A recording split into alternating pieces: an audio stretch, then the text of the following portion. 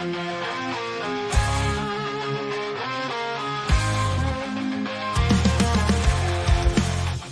walked through storms, unshaken, unbowed. Through trials and verdicts, still standing proud. A titan in the tempest, against the raging crowd. He's got a vision for the future, gonna shout it aloud. Changing the wind, it's coming fast. A new foundation built to last. Cryptocurrency's the key, make the big switch. Power to the people, time to teach the rich.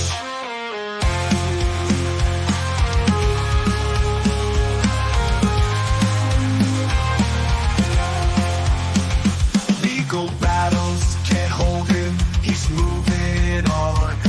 With plans so bold, from dusk till dawn. He's rewriting the rules, a new dawn's day. From the hands of the few to the people's way. Say goodbye to all chains, embrace the new. A financial revolution, fair and true. For the workers, the dreamers, side by side. In Trump's new era, let freedom rise. Changing the wind, it's coming fast. A new foundation built to last. Cryptocurrency's the key, make the big switch. Power to the people, time to ditch the rich.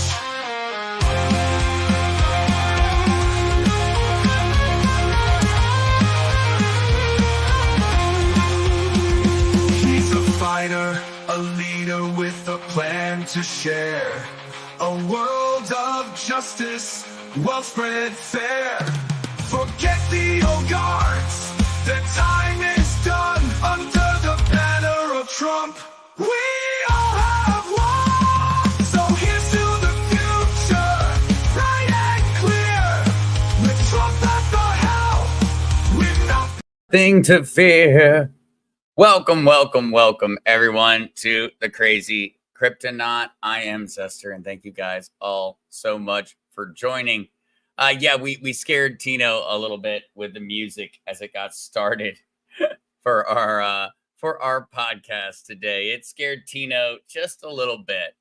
It woke him up from one of his pleasant naps. But welcome, everybody. Thank you all for joining, and thank you, Gary, coming in at number 1 today on the like button. Thank you, Gary7. It is much appreciated. And Gary, actually, we're going to go ahead and jump in. I know that some people are still going to be going through ads. That's one of the reasons that I like to actually run the little beginning song longer. I know for those that aren't watching ads or using an ad blocker or something like that, maybe you don't want to listen to the song, but it helps to make certain that when we start to talk, nobody is stuck having to sit there and watch ads. And so Gary7, though, says, just curious, can you set up routing numbers for direct deposit so that it can go to crypto? And Gary, that's an interesting question because there's a few different ways to go about doing something like that. You could go ahead and you could set up with something like Coinbase, where you went ahead and had maybe on a weekly basis, you had a certain amount of money direct deposited into a certain cryptocurrency. Or, and this is something that's going to become more and more common going into the future, there are also smart contracts that can be set up that you can then go in and essentially redirect funds from say bank accounts or anything of that nature into different cryptocurrency assets. And so, Gary, that's something that right now you have the ability to do through the crypto banks. You can do that through Coinbase. You can do that through a variety of other exchanges also, where you would then just have a check deposited to your crypto bank. From there, as I always recommend, I would suggest moving it off of Coinbase, but it's a great way for folks that want to slowly save money. They want to slowly start planning towards a retirement, towards investments in cryptocurrency, is to go ahead and just place a certain amount each week that's going to go out and it's going to go to Coinbase and is going to buy a specific crypto, because you always then have the ability to bring that money back if at any time you need to stop it. You know, 1 week you need the dollars. You can just easily be like, nope, this week it's not happening. But those type of tools are great. We often forget the power of compound interest and just how beneficial it can be in our lives. That's something that I knew about at a young age, and I still did not ever capitalize upon properly. I should have been trying to find from the age of 10, I should have been trying to find $100 every single year and putting it in to an investment. I should have been doing that from the very beginning.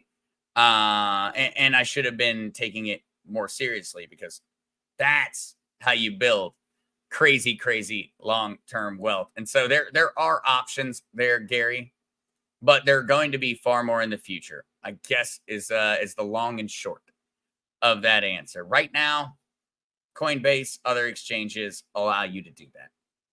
What's up, Kukla and Bear? I hope you're having a wonderful, wonderful start to the week.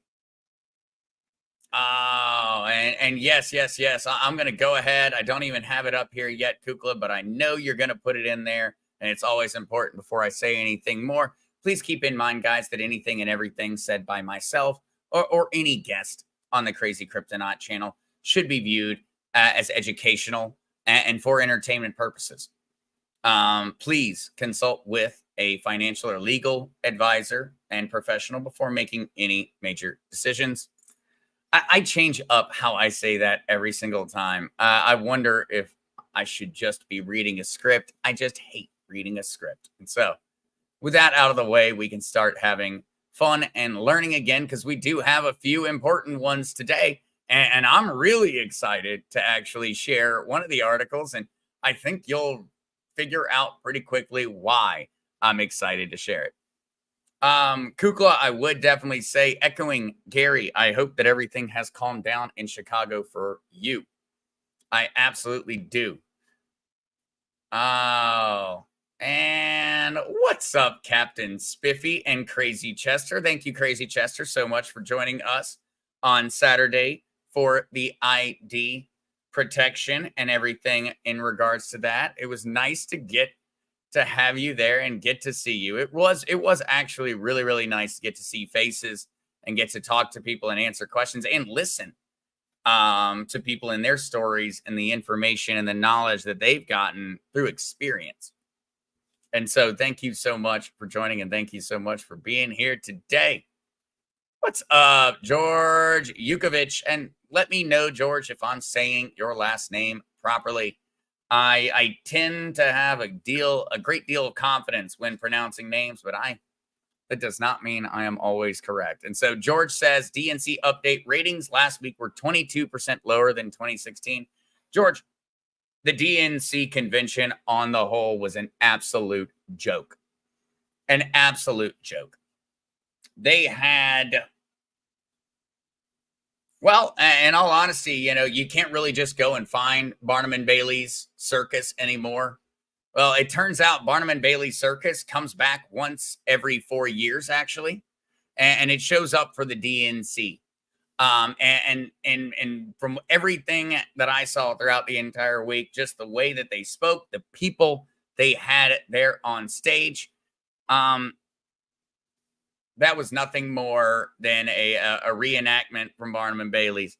And so, absolute joke. And I know I have been looking at some poll numbers and some different stories coming out that show that the DNC and the Democratic Party, Kamala Harris, that the poll numbers we're seeing being presented by the mainstream media and even fairly legitimate polling stations are all flat out lies.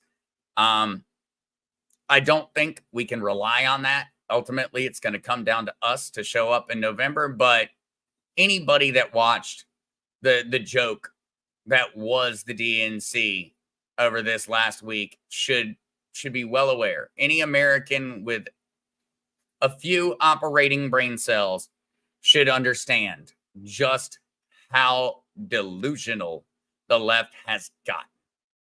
And we're going to be talking about that because that's also comes into our censorship debate, and the conversation we're going to have around it is directly related to the globalist left and the things that they are doing. Captain Spiffy, Tulsi will be the first woman president in 2028. Captain Spiffy, I would have to say when it comes to Tulsi Gabbard, I do trust that she cares about the American people. And so I would not dismiss that potentiality at all. I would be more than happy to listen to her and to see what she wanted to put together for that campaign and that administration. I would be open to it. I would be open to it. Anybody out there, whether they agree with me on politics, if they agree that our nation is sacred and our nation is important, then I'm willing to listen. I'm willing to have the conversation. I'm willing to negotiate. And I think that we all should be that way. And that's one of the changes that as Americans we need to make in order to take away the power of the current two-party system. Is not to say no to the Democrats or to the Republicans, but to say, hey, I am a Republican, but I would be more than happy to welcome other people into my party that on the things that we can agree upon.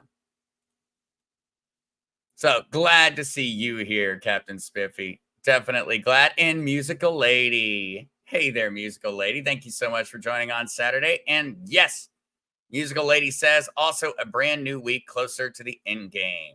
Absolutely. Every day we are closer. Flying Squirrel 89, welcome to the stream. Welcome, Rain Man and Petrichor Ranch. Happy Monday to you, and thank you so much for joining. And Mile High Trish, welcome. Thank you for making it today. I hope you're having an awesome start to the week. Gary asks, Zester, how soon before your dad will see results on his treatment?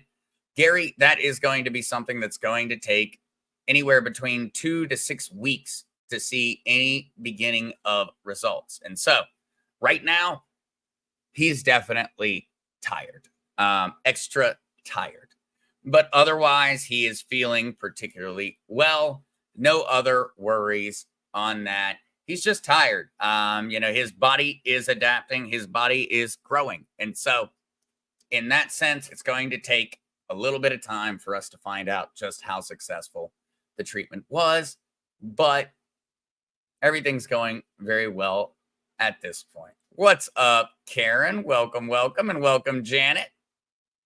Oh, and guys, I don't want to run through and miss too many hellos, but I definitely want to make certain that we jump into our news. Oh, and Petrichor, a little mice for Tina and Tino. I am certain they would appreciate it. I do have one little update on Tina, actually, at the moment. But what's up, Greg? Welcome. I like this, Esther, for running the opening song longer. We love to jam to it. I can't resist. Every time I start to play it, I try to find the perfect time to cancel it and to go in and jump into talking. But I want to hear it every single time. And so I'm glad that you feel the same, Musical Lady. I would say, as for anyone curious about why Tino was hanging out with me and not Tina, I found somebody who, for the very, very small price of $20, was willing to figure out if they could trim Tina's claws. And needless to say, I made that investment. And so Tina right now is out actually getting groomed and getting her claws trimmed. And so I went to the professionals on this one. I'm expecting a very, very pretty Tina to show up right around the time that the stream ends. And so if she comes in and she gets delivered back before that point, I'll make certain to get her on camera. If not, then I'll make certain to give everyone an update as soon as I possibly can. But she is getting her claws trimmed and groomed at the moment. And I told the person, absolutely, and this is a professional, but a friend of mine in Puerto Rico, and I told them to be extremely careful because Tina has razor blades for claws. All right, though. Back to everything else important in terms of the news. Kukla, though, says it's a quiet siesta in the Windy City. Back to work. I am glad to hear that. I am glad to hear that. Not glad to hear about the back to work part, but I'm glad to hear that it's quiet. Welcome, Ellen. Welcome, Liberty USA 1. I missed it because it required a passcode. Bummed. Liberty, do not worry on that one in terms of the Zoom. We are not certain why. I think it was because so many people tried to join that we ended up having some issues on that. But do not worry, Liberty. There's going to be another opportunity. And next time, after seeing how many folks joined, we're going to actually split it down so it's a smaller group. And so my apologies to those that were in the larger group on Saturday talking about ID protection and protecting our digital identity and everything of that nature. I did not expect there to be as many people showing up as possible. I thought we were going to get to talk and interact more on a one-to-one level. And so for the next one, it'll be a smaller group, Liberty. And so don't worry about that one. We will get you handled on it. It's going to be a smaller group next time so that it's a little bit easier for us to all actually be able to talk back and forth. It was a great time and everyone enjoyed it. And I really enjoyed getting to talk with people, but I was hoping to be able to really interact with people in the community. And so we're going to do a little bit smaller for next time. Greg W., I missed the Saturday show, had the whole family over, and I was on grill duty. Well, Greg, I hope that the grill duty went well. And Greg, there is not a recording of it currently, but we will be doing it again, and we'll be doing it on a smaller level so that we can all chat back and forth. Of course, you don't have to come in and chat or turn your camera on, but I think that being able to answer those questions in a direct way is the best way to go about it. It's just the best way. And welcome, Aloha Patriot. And Captain Spivvy, like Kennedy, Tulsi does the right thing when she wakes up, not just when one gets caught. Captain Spivvy, I mean, I think that's the right way to look at it. When it comes down to it, we don't need to agree on everything. We don't need that. The two-party system has convinced us over these hundreds of years that we have to have winners and losers, and that there's no in between. And ultimately, a political system that's working would have negotiations and in between. A political system that's functional would have common ground. We would meet together on the issues we can agree on, and we'd put the things we don't agree on to the side until we've gotten through the major issues that would benefit Americans. That's a properly functioning political system. And that is what occurred last Friday with RFK Jr. endorsing Donald Trump. That is how politics are supposed to work. Politics are not supposed to be, I get everything I want and the other team gets nothing they want. It's supposed to be, let's get the things done that we can agree on. And then let's start having those longer conversations about the things that we have more of a disparity in beliefs upon. But I don't know if anyone could tell with me over the weekend, especially on Friday. I was not just excited. I considered last Friday to be an extremely important moment in U.S. history. Be Easy 2.0. What's up, Zester? How are you doing? Be Easy, I am doing well. I am doing well. I hope you are also. And thank you so much for being here. And I would have to agree with your profile picture. It is time. It's time. Kukla, I am not doing tonight's. You will see the original Mark Z on tonight's podcast unless I get any type of information in the near future about changing that. I don't think though that I will. I'm pretty certain that he's ready to go tonight. All right. And yes, I am going to have a beautiful Tina. I'm excited for it. And yep, I am going to pay for it around 2 a.m. Petrichor Ranch says in regards to trimming Tina's claws, but it's not going to hurt near as bad. And she was going to drain me dry.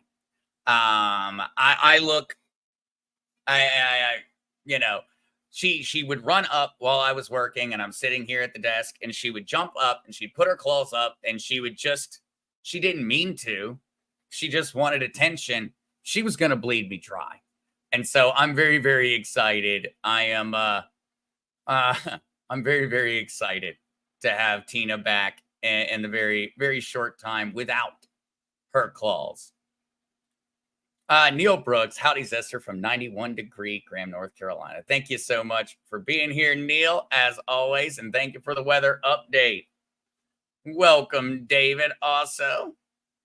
And Flying Squirrel, Flying Squirrel says, Moose and I were just discussing if Zester was going to have Tina's nails painted. No. I'm not going to put her through that one. I'm not going to put her through that one. Maybe in the future, it would be fun, though. And so also, welcome to Golden Arrow, Michelle Newth, and to everyone else joining us. And I'm going to have to just go ahead and jump into it. Sorry, guys, for anyone that I missed on the hellos, but we've got some interesting things to jump into. And at the 20-minute mark, we've got to get into those. I will jump back to answering questions as soon as we hit a natural stopping point. And so first things first, we do our normal thing. We check to see what the prices are currently doing in the crypto market. And so of anything as real takeaways, Bitcoin sitting at 63,128 as of this minute.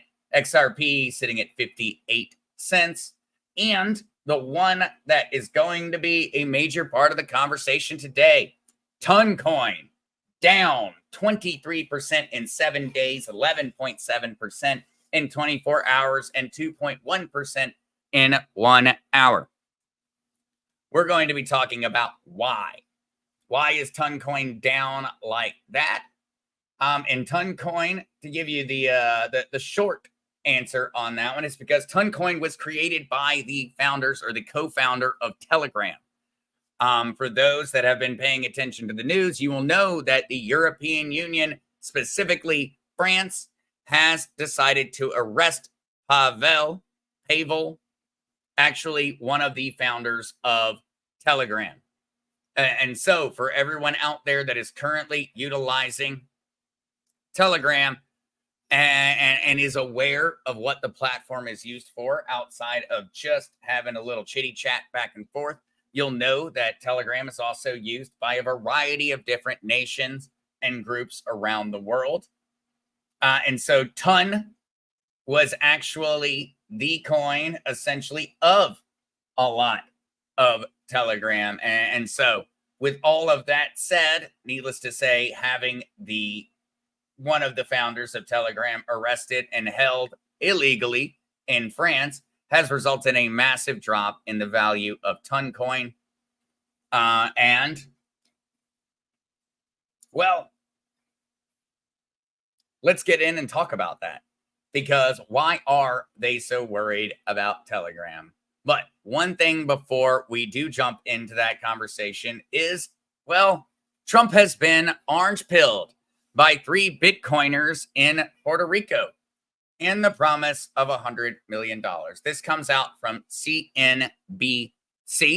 I thought that maybe people might have a little bit of a few takeaways from some of the conversation here. So 3 friends from Puerto Rico spent months secretly teaching Donald Trump about Bitcoin. Trump has adopted an increasingly pro-crypto stance this year, along with a surge in donations and endorsements. The former president's embrace of Bitcoin and crypto culminated in his keynote address in Nashville, Tennessee, at the biggest Bitcoin event of the year. And so, yes, Trump has been in conversations with a group of people in Puerto Rico in regards to his crypto policy and what cryptocurrency is capable of doing and the things that we need to be worried about as Republicans or as free-thinking people in regards to this technology, because it's going to be the tool of freedom or it's going to be the tool of authoritarianism. It is capable of both. Just as many other things are. And to give people a bit of a history lesson on that one, Is anyone here curious about where the name the Nobel Peace Prize came from? I'd be curious if anyone is aware of where that name came from, the Nobel Peace Prize. Because people often say, oh, well, cryptocurrency, it can be used for all these bad things. And an historical lesson, and one that just came to my mind as I was talking, would be the story of the Nobel Peace Prize. Because, yes, the person whose name was named after, who the Nobel Peace Prize was named after, was the inventor of dynamite. He invented dynamite because he believed it would allow for mining and it would allow for the construction of infrastructure projects that would facilitate bettering all of humanity. That is what he believed. And so he created dynamite. He did not even contemplate the idea that dynamite would be used for war. And he created it absolutely with every idea that he would make this thing and it would make the world a better place. Now, Nobel ended up creating many, many other things. He is an extremely, extremely prodigious inventor. But ultimately, he created dynamite with the belief that it would be used to better human society. What do we know dynamite as being used for nowadays? We think of it as being a part of the bombs. All of these different things can be used for good or used for evil. And ultimately, that is where cryptocurrency is currently sitting. And that's why Trump sitting down and talking with groups of people in Puerto Rico in regards to cryptocurrency is so important. So very, very, very important. And I appreciate the little verbiage they used here, and they made up the term orange pilled. For those that are curious, orange pilled is because the logo for Bitcoin is orange. And so that also is why our thumbnail today includes an orange pill. But they did. And so we've a lot of time has been spent talking with the Trump administration in regards to cryptocurrency and in regards to what the Democratic Party is currently doing behind the scenes in terms of central bank digital currencies and the like. And that has been the reason that we see so much of an embrace from the Trump campaign and Trump himself going out and speaking about how he feels about Bitcoin and cryptocurrency is because of the conversations he has been having. And I would state that this reference to $100 million is the belief that solely by just barely embracing the cryptocurrency community, that we would increase the general fundraising by at a minimum $100 million for his campaign. In regards to cryptocurrency, we have already exceeded that. And so goal met, promise achieved. Trump has gotten everything that he was asking for in regards to that debate. But this article is extremely interesting.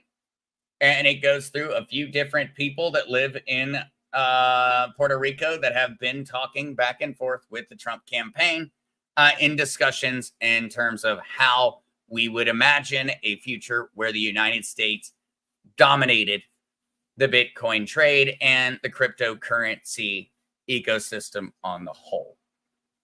And so I'm going to go ahead and share this article. I would say I know a fair amount of people mentioned in this article.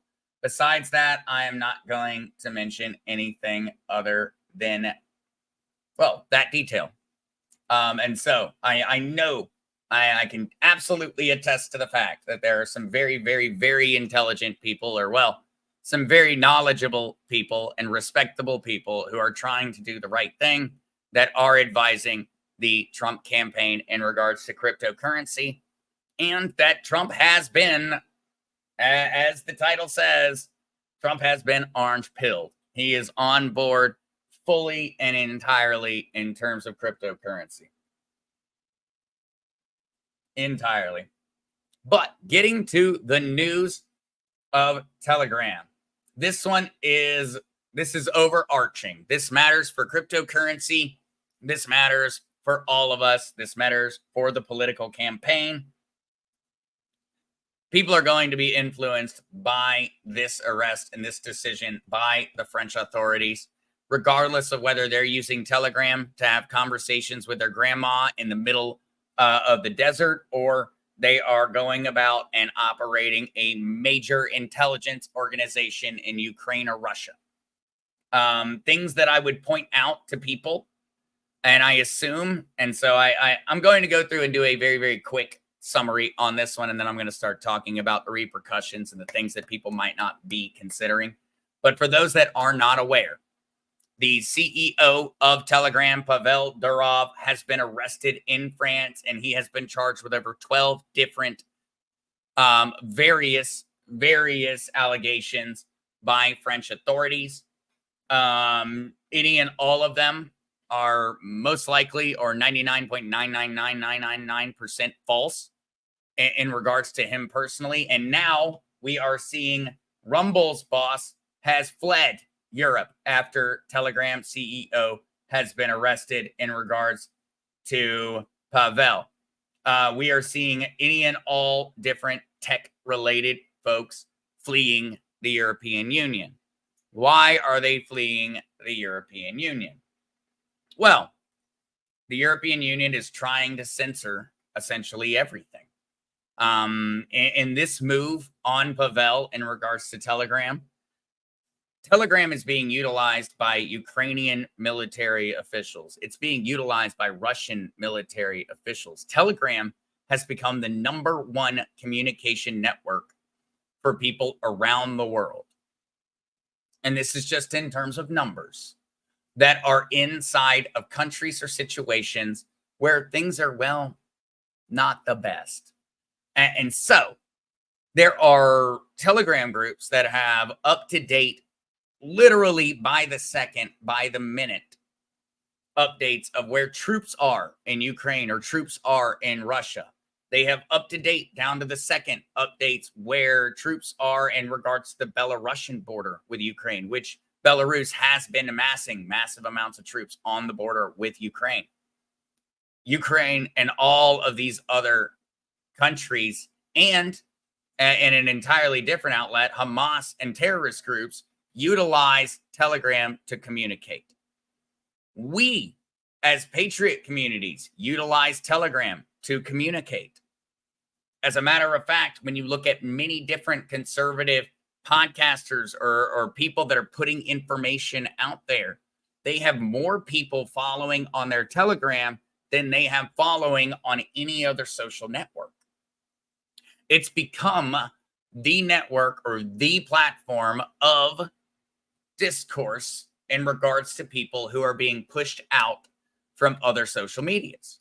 And so for whether it's Russian military analysts or Ukrainian military analysts or American patriot communities or communities that are looking towards a different financial system in the future, we have been pushed into this platform because it allowed us to speak.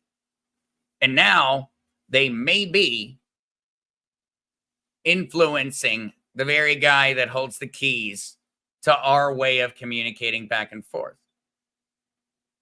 They may be.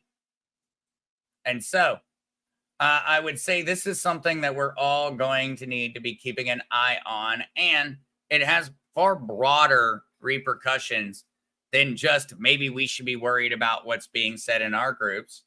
It's also what information and what reason behind France making this decision. What's their goal? What is their goal? Is France attempting to influence or censor the American election? We know that the European Union is attempting to censor our election. We know that. We have the proof from Elon Musk that the European Union is hell-bent on making certain that we do not have free and open discourse in regards to the 2024 election. The European Union has already taken that stance. Is this France, which, keep in mind, Emmanuel Macron is the most hardline anti-Russian leader in Europe at this point? Is this his way of trying to influence our election in regards to the war in Ukraine or with Russia? Is this his way of attempting to just influence the election and provide Ukraine with a benefit in terms of the system? Is he planning on trying to hack in to the Russian communities and things of that nature? What is he trying to do? We do not know. All we know is everybody else is fleeing. With Rumble's boss, Chris Pavlovsky, said he departed from Europe after French police arrested Telegram CEO and the country threatened the video sharing site. And so he was going to be next. Rumble's founder and CEO Chris Pavlovsky was threatened by the French government in regards to being taken into custody, and he fled the nation. That is not just a small thing to do in any form or fashion. That's very serious. We've now seen Telegram CEO arrested, and we heard that Rumble CEO had to go. He had to go. And he fled the nation before he possibly could be arrested by the French police. And so think about this. What are we now relying on in many cases? Rumble is our backup ability to be able to put out content and information to the world that folks can see in a video sense. Telegram is our ability at this point to be able to get into a community and interact on a one-to-one level, interact on a personal level, to discuss what's going on in the world. There's a reason the European Union is targeting these two outlets. Notice that the European Union and that Google CEOs are not currently announcing that they're fleeing the EU. Google CEOs, and keep in mind, Google owns YouTube, which overlords are listening to me right now. They're not fleeing. Why are they not fleeing? Well, because they don't have anything to worry about. They don't have anything to worry about. They're on the right side of the European censorship debate. Let me go through some of the comments, though, because I saw some good ones. Gary7. Now, keep in mind with this, Gary, Telegram. And now Gary says Telegram requires a phone number to sign up. They can track you by that. Gary, keep in mind that Telegram, while it says it requires a phone number, there are services and there are other options that allow you to create Telegram accounts without a phone number. But you're right, Gary. If you're a legitimate, real person, your phone number is attached to your Telegram chat.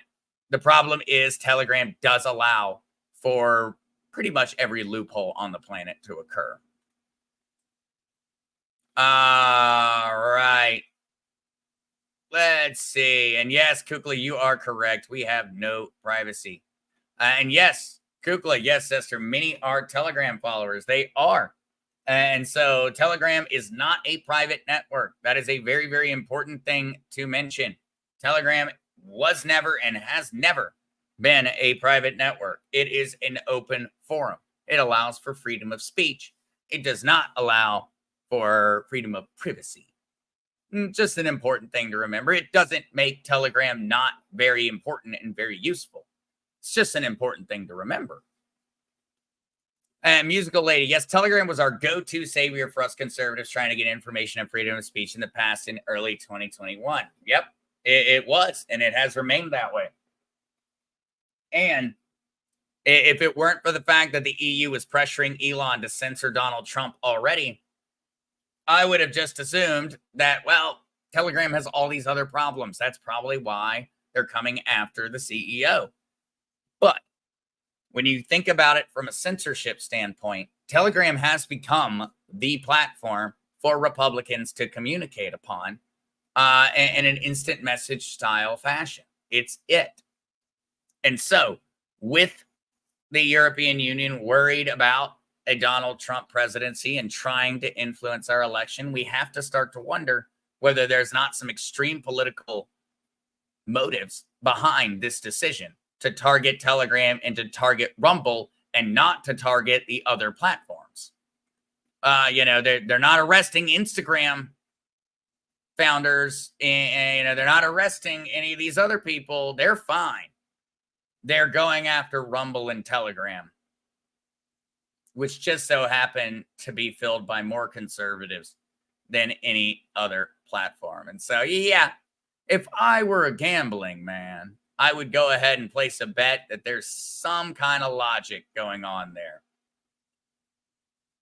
Some kind of logic. Yep. Nugs, Chronic Kush. I've had Telegram without a phone number for a couple of years. Totally correct, Nugs. Totally correct. It is very possible to get one without a phone number. It's just a little bit more difficult, but it ain't that hard. It can even just be fake numbers. It can even just been fake numbers. Donna Zester, I've been awake at 74 for so long that I can't afford to sleep now. Appreciate everything you do. Thank you so much, Donna. And stay awake. Stay awake. We are, unfortunately, we all deserve rest, but I don't think we're going to get it anytime soon. And so, for our last article or two, India is now investigating Telegram. India has an estimated 104 million Telegram users and represents the platform's largest user base globally. Now, this would be huge news. This would follow along with the general narrative coming out of the European Union. The only difference here is that India does have a massive problem with scam artists on Telegram. And so this one's a double-edged sword. India needs to be investigating Telegram. India needs to be investigating its users on the Telegram application. But India does not need to be censoring the ability of freedom of speech that Telegram provides. And so, you know, that's another one of those situations where it's double-edged, catch-22. Ultimately, India has a problem with Telegram and scammers, but India also has an issue with government censorship. And so how do you balance those two things where Telegram needs to be a free form of information and a free form of communication for the citizens of India, but also for the rest of our sake, for Americans? We honestly would love to hear that Telegram has been banned in India. We would see probably a reduction in terms of scam artists online by 25 to 33%, just by India no longer being allowed access to Telegram. They are a large percentage of the people that are scamming you on Telegram and on those applications. Not because they want to, but because literally that's how you pay the bills in certain countries. And so while we want to condemn people, we have to also be understanding of the fact that we would be more than willing, most likely, if we had hungry children, to do what was necessary to make certain those hungry children had food. In the case of many people in India that I have heard from, or that I have heard stories about in terms of Telegram and the scam artists, that's a situation they're in. Right, wrong, indifferent. I don't want to get scammed. I don't want anyone else to get scammed. And so this is one where I'm hesitant on presenting my opinion on it, because I don't think that there's a clear-cut, a black and white answer to this one. But yes, Telegram is also under investigation in India. Is that because the European Union is pressuring them to do it? Maybe. Is it entirely coincidental? I highly doubt it. I would imagine that this is either because the United States government is pressuring them, the current Biden administration is pressuring India, or the European Union is pressuring India to go ahead and shut this down. One of the two. And for our last article, my living nightmare. Detained Binance executive's wife begs for his immediate release.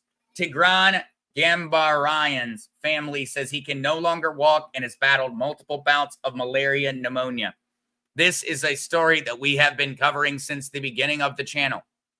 This was the Binance executive that was held by the Nigerian government for no, he was not a Binance executive.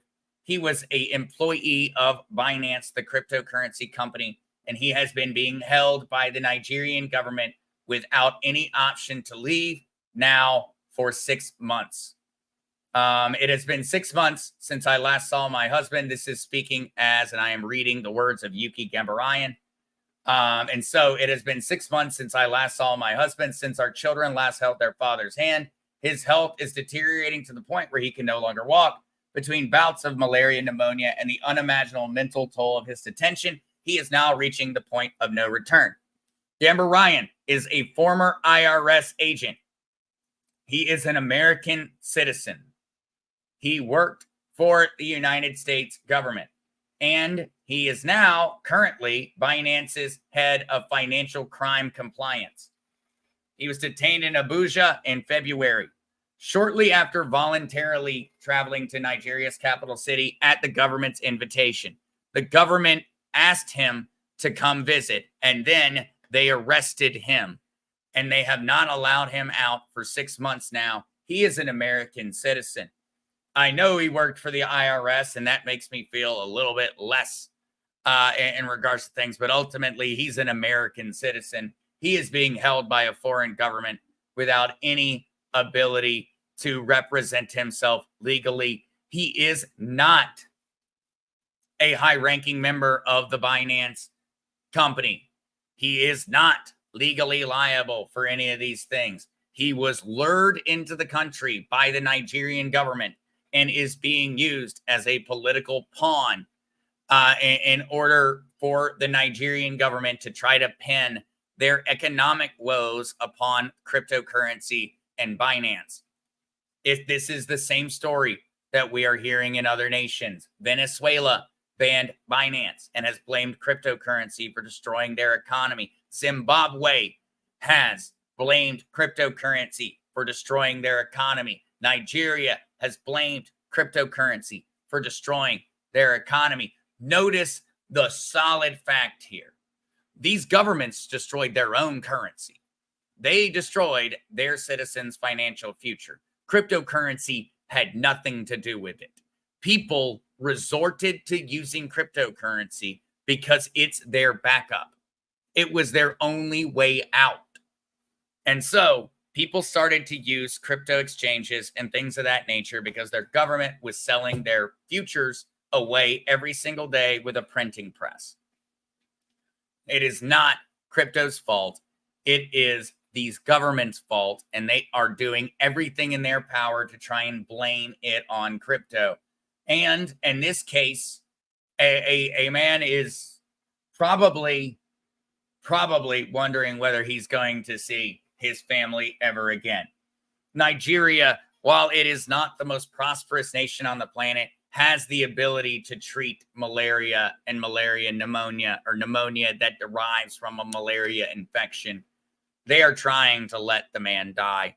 And that is something that should be on public news. That's something that people should know about. And that is something that is important. Ultimately, if anyone messes with an American citizen, it should mean that we rain hellfire and brimstone upon them for having wronged us. That's the only way to ensure the protection of American citizens at all times. It is to treat it with such an extreme degree of reciprocity. That's always a word that's messed with me. But we should reciprocate their actions 1,000-fold. And in this case, we finally have people paying attention. Gambarian's plight, and I'd like people to notice the names of the folks that are starting to worry about it. Gambarian's plight has attracted attention from some members of Congress, including Representative French Hill, Republican from Arkansas, and Representative Chrissy Houlihan, Democrat from Pennsylvania, who visited Gambarian in prison in June and called for his immediate humanitarian release. The same month, a group of lawmakers wrote to U.S. President Joe Biden, Secretary of State Anthony Blinken, and Presidential Envoy for Hostage Affairs Roger D. Carstens, urging them to treat Gambarian's case as a hostage situation and bring him back to the United States. So far, the U.S. government has failed to make any public statement about Gambarian's situation. He is being held hostage. He is being held hostage, and that is not just in accordance with Republicans. that is a bipartisan belief.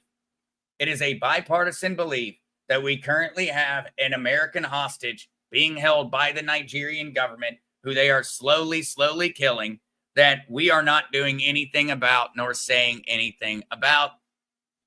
This is something that is unacceptable. Yuki ends her statement with, "Please help me bring my husband home." And so with that, that is the end of my articles. I would absolutely ask, though, that people share these articles around. And so I just added in the one in regards to Tigran Gambaryan being held by the Nigerian government as a hostage. I am now adding in the Rumble link in regards to Rumble Boss fleeing Europe. And also I will reintroduce the orange pill Trump from a group of Puerto Rican Bitcoin and crypto specialists, which I just have a little bit of fun seeing that one pop up in the mainstream media. And so I will go ahead, actually, before I do entirely say goodbye, I'll answer this one at least shortly there, Michael. Michael says, Zester, your thoughts on XRP, please. Well, of course, not financial advice, but I am a large holder of XRP. I do believe that XRP has a position in the future, and I believe that XRP is going to be worth far more in the coming years than it is today. I strongly believe that, but I do not believe some of the crazy numbers that are thrown out there for XRP. And so I would absolutely state I own a lot. I believe they're going to make a lot of money on tokenized real world assets. That's a very important part of their business plan. And that is going to be a multi-trillion-dollar industry in the coming years. And they are at the forefront of that multi-trillion-dollar industry. And so I am very bullish, but I do not believe the numbers that you regularly see thrown out there on X or things of that nature in terms of what XRP could be worth. I do not believe XRP is ever going to be worth $1,000 or things of that nature. That to me is literally mathematically impossible, but I do believe that my XRP is going to be worth far more than what I paid for it. That is what I believe. And so please, of course, that is not financial advice. That is just me. I bought XRP back in 2016, I believe, for the first time. I have sold XRP only one time in my life, and that was when it was around $3 back during that bull rush. Otherwise, I have never sold it. I hold on to it. I believe it's going to be worth more. Just not, it's not going to be a one ticket. If you have $100 of XRP, it's not going to be a retirement. It may make, though, for one heck of an awesome year, and maybe some real benefits in terms of it. But at this type of market capitalization on XRP, people just have to keep in mind that XRP is already worth a market capitalization of $32.8 billion. And that means even if XRP as a token became worth $380 billion, $320 billion, I would still just be looking at $5 XRP. I would not be looking at something absolutely absurd. And so I just want those type of things to be kept in mind. Thank you guys all so much for joining. I absolutely love you guys. Love the positivity. And I hope you all have an amazing, amazing week. I will post a photo of Tina when she gets back prettied up somewhere online for everyone to see, since she has not made it back yet. But otherwise, thank you all so very, very much. And I will see you tomorrow night, actually. That's a heads up. But don't tell anyone that I let you know. I'll see you tomorrow night at 7 p.m. But I'll also see you on Wednesday at 5 p.m. Eastern Standard Time. And so, toodles, y'all. Talk to you soon.